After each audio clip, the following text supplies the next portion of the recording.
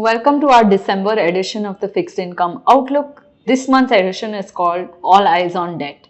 We're going to explore what's happening, why investors have suddenly taken a new interest in fixed income, which has been an asset class that's been rather out of favor for quite some time now. So if we look at what has happened over the last few months, it's been a very rough time period for investors in equity markets. If we take the period from September 26, which was essentially the peak of the Nifty, till the end of November, say 21st November, there's been a drawdown of almost 11% in this time frame. So investors who are used to this hot streak of markets moving upwards month on month were suddenly faced with this new reality that no, markets can be volatile. You will see drawdowns, you will see months where you're losing money in the markets. So this has kind of brought caution back to the table and made investors rethink about how they want to structure their portfolios for better stability.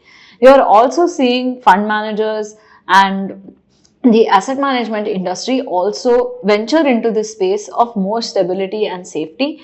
There have been 4 new index funds launched in October, and November data from AMFI is yet to come out. But clearly, fixed income is on everyone's radar, and people are looking at allocating towards an asset class that can provide them stability, security, and some level of predictability in an environment where all of these things are changing quite rapidly.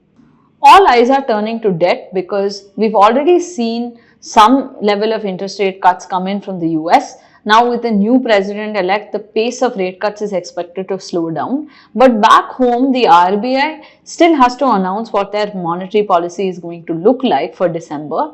And there are new elements in this story. So firstly, we've still had inflation at a very high level.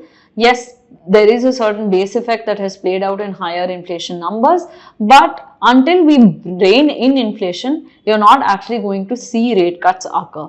But at the same time, this was in a context where economic growth was pegged to be around 6.5%, but with the latest Q2 numbers coming out at 5.4%, this gives us room to pause and think about where the RBI could actually go in their next step.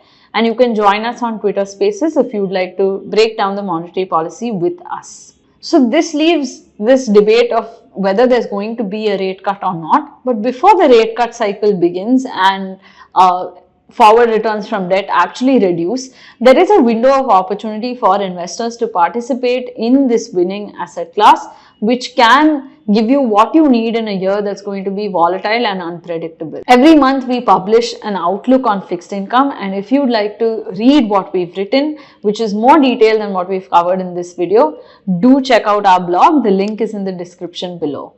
Thank you and see you next month.